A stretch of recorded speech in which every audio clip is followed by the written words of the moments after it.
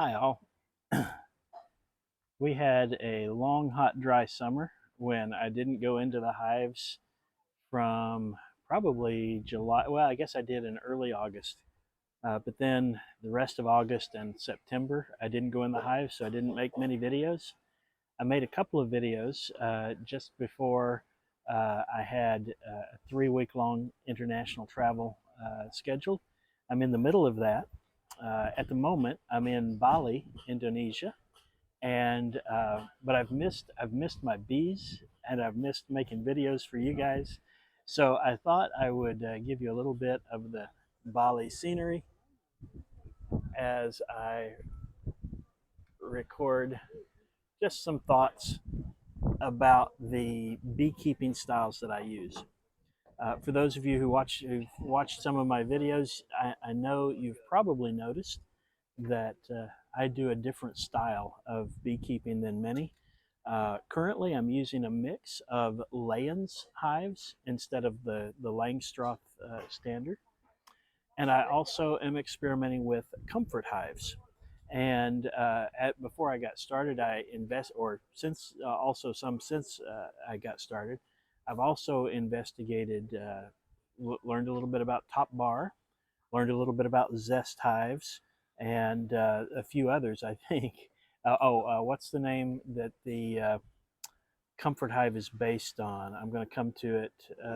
It'll come to mind here in a bit. But Warre hives. So I've looked into those as well, and so I thought I would explain why I am not doing the typical Langstroth management. Um, and I think a part of it is that I'm not a person who is inclined to simply trust the conventional wisdom. Um, I Before I started, I did a fair amount of reading and investigation, and I found people who were using the Layens hive with great satisfaction online, and so I decided to give it a try. Is it possible that at some point I could be dissuaded to use a different one, a different style? Perhaps. But for now, it's working very well for me. So I investigated, the pros and cons of the various systems, and made a choice. Another factor, other than just not accepting the conventional wisdom, is I'm generally suspicious of one size fits all solutions to almost anything. Our world is made up of so many exceptions and differences, different situations, different personalities, different requirements, that one size fits all often fits nothing particularly well. And so, what I wanted to do was to use the method of beekeeping and the style of hive that fits the type of beekeeper that I aspire to be and the type of beekeeping that I aspire to do. For example, I think the Langstroth system is marvelous for a couple of particular use cases. One is if you are a large scale beekeeper with hundreds of hives, and you absolutely need to save the time that it takes to go into all of those different hives to identify frames that are ready to take. And what you really want is to be able to just go in and remove supers, take whole boxes off the top of your hives and harvest that honey. No doubt that's if timely, if it's efficiency with regard to time. Um, but I don't expect to ever grow that large. I am essentially started out as with the idea of a backyard beekeeper, and then I'm beyond that. I'm somewhere between a hobbyist and a sideliner. I've got 16 hives. Next year I'll probably go to 24 hives, and I don't have ambitions more than that. Although I've learned that if you're managing your hives right, you're probably going to end up with additional colonies, especially if you have become a person that the community calls to do bee removals, which in my community I get quite a few calls like that. So 24 is my target. I'll probably end up 2025 with more than that, but that will be my goal. So small scale. I also find natural beekeeping strategies very appealing, and I'm unpersuaded that other common interventions, like all of the treatments for varroa, I'm unpersuaded that those are really needed. And I'll explain that when I talk a little bit about my experience over the admittedly short time that I've been beekeeping. Um, Another thing that impacts me to do things differently is, in my case, cost is most definitely a factor. I put my priorities on things in life other than building or purchasing beehives. I got sticker shock with the first two Layens hives that I purchased, and I realized that there's no way that I could have gotten to the 16 hives where I'm at right now by purchasing all of my hives, from somebody who does a really good job of making these insulated 20 frame Layens hives. And I've got two of them, but I couldn't afford to purchase more of them. And at the beginning, I did not feel like I had the woodworking skills or the woodworking equipment to really do an excellent job of putting the hives together myself, at least not the insulated hives. I may be getting there. I may go back to that style soon, but meanwhile, uh, I found instructions for how to just take 2 by lumber from the hardware store, and with a simple set of tools, I ended up buying a table saw, but that's really the fanciest tool that I have. With a simple set of tools, I could build my own. They're not insulated, but they are twice the wood thickness of the typical Langstroth hive. So they have more insulation in the winter and in the summer than the Langstroth systems would. Um, and so cost. Being able to build my own hives helped some. I value the insulation of most of the Layens systems.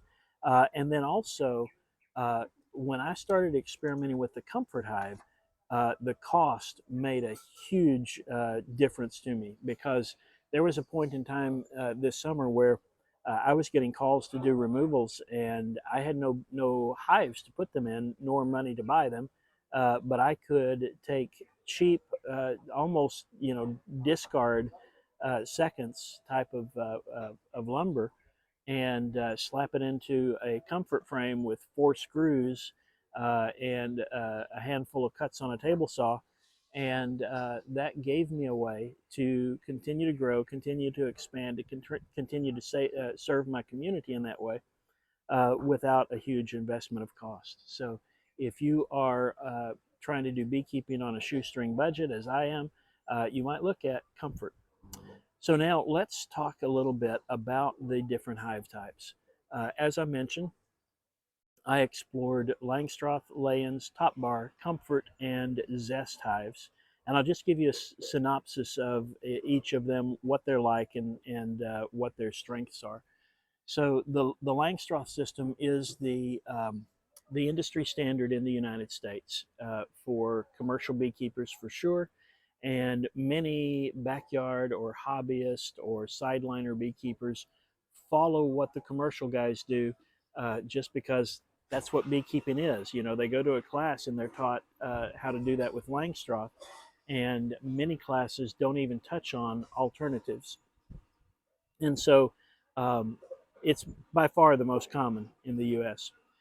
They are typically constructed out of 1 by lumber, which means that when you account for the milling loss, those pieces of lumber are about 3/4 of an inch thick. So they cool down fast in the winter, they heat up fast in the summer, and in my opinion, it's just not as good for the bees as if you can give them a little more insulation year round. Um, I think they are excellent for pollination beekeepers who are going to load stacks and stacks of hives on a semi and take them out to California, there's probably not any other feasible way to do that kind of work. So um, I think they're also really good for large scale honey production. And I think they're also really good if you're a beekeeper, hobbyist, or backyard beekeeper um, who has plenty of money and you want simplicity. You want standardization. You want to be able to buy frames, buy your hives, trade frames with other beekeepers, exchange nukes and all of that sort of thing. The standardization counts for a lot because in lay-ins, it's tough to find other beekeepers near you who are, at least depending on where you are, I guess. But for me, there's not a lot of other beekeepers near me who are using lay-ins. So and there's not a lot of commercial nukes for lands. So some of us are trying to fill that market eventually, but for now, if you want to start with a lands hive, you have to buy packaged bees, which is a little more chancy. Worked great for me, but I hear a lot of people have trouble with those, and it's just not as easy to get help near you. You know, I can't give one of my frames to a buddy who's running Langstroth because my frame won't fit in his box. Likewise, he can't help me out with a frame of brood because his frame won't fit in my box, and so forth. On the downside for Langstroth, I think insulation is a negative. I think it's not ideal for a backyard beekeeper. I think it's not ideal for wintering. Of course, hundreds of thousands of beekeepers overwinter their bees in Langstroth. But I also hear a lot of people talk about how many hives they lose in winter, and maybe this winter will be different. But last year, I lost 0 hives, and admittedly, I only had 3. This year, I'm going in with 16, and we'll see how that goes. Um, all right. So next, let's talk about Layens. Layens is a European style hive. I believe it was popularized in Spain, I think, but I'm not sure where its strength is. But I know there's quite a few people who are doing more with lay-ins. Its strengths are in insulation and wintering. I believe it's going to help in the south for to prevent comb collapse in the summer. In my view, it's ideal for backyard beekeepers or hobbyist beekeepers. Maybe not. I haven't really explored the area yet because I'm not at that size, but a full-on sideliner who's making a significant, although maybe not not full-time income, then maybe that's not. We'll see how manageable that is at that scale. Downsides are cost. Cost is also a downside of Langstroth. Uh, uh, Cost is pretty steep if you're having other people make your hives for you, not so much if you have the woodworking skills and equipment to make it for yourself. Next was Top Bar, and I looked at Top Bar, and it is simpler to build, so the cost is low if you're building your own. My problem with Top Bar is, and admittedly, this might have been for lack of research because early on I pretty much standardized on or decided I was going to start out with lay-ins anyway. I may come around and look at Top Bar more later, but with the investigation that I did, it wasn't that it seemed like a bad system. It just seemed like there weren't many arguments in favor of it that I found compelling for reasons that I should use it. Then we come to the Comfort Hive. Now, the Comfort Hive is named after Sam Comfort, and you can find videos about the work that he does and the way he uses the Comfort Hives. They are modeled on the Warre hives, but much less sophisticated, much less fancy. Sam Comfort recommends you can basically take two by eights. You're going to shave them down to about 6 inches deep, or not, or maybe you just start with 2 by 6s, and you cut them so that the internal dimensions are it's an 11-inch square. so 11 by 11. And then when you add on the width of the wood, it ends up being, I believe, 12 and a half square of the outside dimensions. And you just simple joint. You'll take one piece of lumber like so, another one like so, and then another one like so, and another one like so, and you put them together with one screw. Really simple, really cheap. Um, it is advantages to comfort is it's a super low barrier to entry. I can build somebody a comfort hive for, I don't know, $10, $20. If I'm doing two levels, probably 20. Um, uh, easy to start it up. It's ideal, I think, for small scale beekeepers, for backyard beekeepers and hobbyist beekeepers, and it seems to be an especially good niche, maybe as supplemental to another system, which is how I'm going to be using it, um, for making small queen mating nukes. So you can take that 11 by 11-inch box, divide it in half with four wood skewers to as the top bars, for four combs on each side, and you can use those as a small mini mating nuke and turn out queens. And so that's one of the reasons I'm going to be using comfort hives for two reasons. Number one, for quick expansion when I have a swarm that needs to be caught or a cutout that needs to be done, but also for queen production. And then downsides, standardization and consistency. It's so easily slapped together that there's undoubtedly going to be uneven boxes. It's not the most perfect system as far as fit and finish, but it's the cost is amazing. And then the Zest Hive is, imagine, so some of you will know what aircrete is. It's or you could probably do this with poly as well, some sort of poly insulation. But imagine you were just going to build a great big permanent box using aircrete blocks. Think of them like cinder blocks, but a lot lighter and better insulation. And you're just going to stack them up, lay frames across them, and the frames could be any size you want, really. Um, you build the hive to fit the frames, and and then that's just where it is. And to move it, you basically demolish it, but you expect to keep it in one place for a long period of time. It is deeply insulated, um, and there are some claims for the benefits in terms of controlling pests like mites through that insulation. So that one is on my radar, but for me at the moment, it is a little bit too radical, which is unusual for me to say, but I'm not ready to dive into that yet. So the last thing I wanted to talk about is just my experience. Admittedly, I'm a newcomer in this.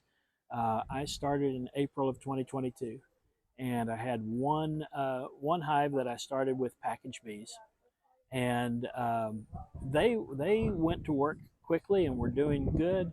And then by the end of May, I had been asked to do a cutout for a friend in our church. She's an older lady and widowed, and had bees in the let's see, it was there was some sort of filtration unit that was needed for her septic system, I think, and it was set in a box like a water meter box, which is at least where we are. That's a common place for bees to swarm to, and so I went and cut those out. I, First time, and I was doing it solo. I should have had somebody with me. I think I either did not get or killed the queen, but I had enough bees that I was able to give them a hive of I'm sorry, a frame of brood from my package swarm, and they were able to make a queen. So they struggled for a while through the summer, and there was actually a second period where I think they might have been queenless for a time. But in any case, they ended up going into winter small. I think they were only on. I'm wanting to say 4 frames, 4 brood frames, but that seems large. So it might have been 2 or 3 brood frames. So small hive, small colony to go over winter. And then in September, I got a call for a suicide swarm. This was September 24th, and they had started building open air comb on the side of a house. The house had previously had bees in the walls, but the owners cleaned it up, got it sealed up, and these bees apparently could sense the previous presence of bees. They tried to get in, and when they couldn't, they just decided, okay, we'll just use this wall. Knew they wouldn't make it through the winter, so we rescued those bees. I did get the queen with them. It was a very small colony. And so we did some feeding, and I think I borrowed a frame or two from my first hive again to help them get ready for the soon approaching winter. And they too, I was really worried about them going because they were so small. Um, we had some adversity in the winter. That third hive, the lid in one of our, no, it wasn't just the lid, the strong winds from a winter storm that got down below freezing knocked that 14 frame lay-ins hive over on its side. The lid came off. It rained in on the bees. A lot of them died, but when I got in there, and it wasn't till several days later that somebody told me that the hive was on its side, I got in there, set it up right, and they recovered. So all 3 of my colonies made it through winter. Then we came on this absolutely stunningly good spring. The bees were reproducing right and left. We were getting calls for swarms, calls for cutouts. I did some splits. I raised some queens, and all the way we got to 16 hives, and we're now on the way to 24. So of those, I know that I trapped 5 swarms in swarm traps. I caught 1 swarm on a tree. I did a few cutouts and a few splits. I did not have to buy any bees to get to that point, although later in the year I did buy 1 queen because I had one of my cutout colonies was Africanized and I had to tame them down. So I requeened with a purchased queen. So struggles I've had in the year and a half. I've had some troubles with Africanized honeybees. I've had some struggles with hive beetles and had an appearance or two of oh come on Scott, wax moths. But managed to keep either of those from getting out of control. I think in the case of the wax moths, I was only like a day or two away from them just really taking over. So I got to it just in time. I have applied no treatment of any kind, and I've had no losses that are in any way attributable to mites. I've done minimal feeding, no overwintering losses, and no unexplained colony losses. So, so where am I now? I've got 16 hives. One of them is in a comfort hive. Uh, 2 of them are in 20 frame insulated hives that I bought from Dr. Leo, and the rest I think. Oh, I've got a couple that are still in boxes that were originally intended for swarm traps, and I will have to do something about those soon. If nothing else, just wrap them in a layer of insulation. And I've got one that is in a lay-ins equivalent of the Jester nukes, that the white poly board, and That one too, I'll want to do some insulation on. Also, I want to drop an insulated sleeve over over my comfort hive because it's got a lot of gaps in its construction. So I've got a little work to do when I get back to my bees in mid-November. It should still have. It's in Texas. Should still have time to do some of that before there's no more real time to work with the bees. So I've got a variety of lay-ins hives: 20 frame, 14 frame, 5 frame, and then some swarm traps.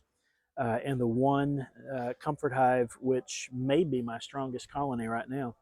And what I'm doing right now for next year is I have the wood cut out and I've got to put it together to build 8 25 frame lay-ins hives for 2024.